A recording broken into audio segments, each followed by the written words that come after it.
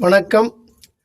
வருகின்ற சட்டமன்ற தேர்தல் 26 யாருக்கு வெற்றி வாய்ப்பு?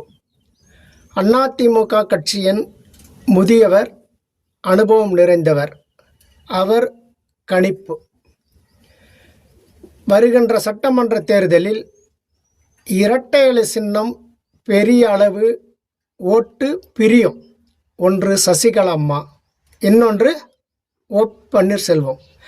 அதுக்கு அடுத்து பார்த்தோம்னா இரட்டை இலை சின்னம் பிஜேபியோட கூட்டணி இருப்பது பெரும்பாலான அதிமுக தொண்டர்களுக்கு பிடிக்கவில்லை. இத்தனை சரிவையும் சந்தித்து தோல்வியைத்தான் இரட்டை இலை இந்த தேர்தலில் சந்திக்கும் எடப்பாடி பழனிசாமி தலைமை அப்படின்னு சொல்கிறார். அடுத்து பார்த்தோம்னா எல்லா தேர்தலிலும், அனைத்து தேர்தல்களிலும் 15% ஓட்டு இளைஞர்கள். அவர்கள் புதிய கட்சி தான் தேர்வு செய்வார்கள். அந்த அடிப்படையில் சீமானை இத்தனை காலமாக தேர்வு செய்தார்கள்.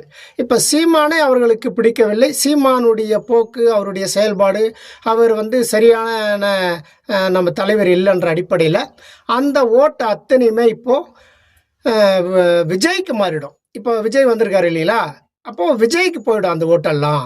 இது இப்போ விஜய், அதனால் விஜய் வெற்றி பெறுவாரான்னா வெற்றி பெற மாட்டார். பெரிய அளவில், அதாவது ஒரு சில தொகுதிகளில் டெபாசிட் வாங்குவாங்க, அவ்வளவுதான். அதாவது டெபாசிட் வாங்கக்கூடிய அளவுக்கு விஜய் கட்சி வளர்ந்துருக்கு, அவ்வளோதான் சொல்கிறார். வெற்றி பெறக்கூடிய இடத்துல விஜய் கட்சி இல்லை. அதே சமயத்தில் பார்த்தோம்னா காங்கிரஸ், தேமுதிக இவர்களுடைய வெற்றி அவர் என்ன சொல்கிறாருன்னா, இவர்களுக்கு கொள்கை உடன்பாடெல்லாம் கிடையாது. இவர்கள் அனைத்து கட்சியும் ஒருங்கிணைத்து போகக்கூடிய நபரும் கிடையாது. இவங்க வெற்றி பெற்றாங்கன்னா அது தற்செயல் தான், அல்லது திமுக கூட்டணியில் இருக்கிற காரணத்தினால இவர்கள் வெற்றி வாய்ப்பு பெறலாம், அல்லது இவர்களுடைய கட்சியினுடைய பலத்தினால் இவர்கள் வெற்றி பெற முடியாது அப்படின்னு சொல்கிறாரு. அடுத்து சரி, திமுக கூட்டணி அப்படின்னு சொன்னால் திமுக கூட்டணி வெற்றி பெறுவதற்கு பெரிய அளவில் வாய்ப்பு இருக்குது. அந்த வாய்ப்பை அவர் எப்படி சொல்கிறாருன்னா, ஒரு பக்கம் விடுதலை சிறுத்தை, இன்னொரு பக்கம் கம்யூனிஸ்டும் விடுதலை சிறுத்தையும் திமுகவுக்கு வலதுகரம் இடதுகரம் போல அந்த ஒரு பலம் திமுகவுக்கு இருக்குது. கம்யூனிஸ்டுகளும் விடுதலை சிறுத்தைகளும் கொள்கை உடன்பாடு போடு, கொள்கை பிடிப்போடு அதனுடைய தலைமைக்கு கட்டுப்பட்டு கூட்டணிக்கு வாக்களிப்பார்கள். அது ஒரு பலம் திமுகவுக்கு இருக்குது. ஆனால் இது மட்டுமே போதுமா அப்படின்னு சொன்னால், திமுகவுக்கு வெற்றி வாய்ப்பு என்பது உண்மை. அதே சமயத்தில் அந்த வெற்றி என்பது அவ்வளவு எளிது கிடையாது. அது எவ்வளவு கடினம்னு திமுக தலைமைக்கும் தெரியும். பெரிய அளவில் அவர்கள் வேலை செய்யணும், பெரிய அளவில் களத்தில் இறங்கி விழிப்புணர்வோடு இருந்தால் மட்டுமே இந்த வெற்றியை திமுகவால் பெற முடியும். அதே சமயத்தில் இது எளிதில்லை என்பது திமுகவுக்கும் தெரியும் அப்படின்னு சொல்கிறாரு. அடுத்து இன்னொரு கட்டத்தில் என்ன சொல்கிறாருன்னா, எல்லா மாவட்டங்களிலும் ஒரு குறுகிய காலம்தான் இருக்குது இப்போது.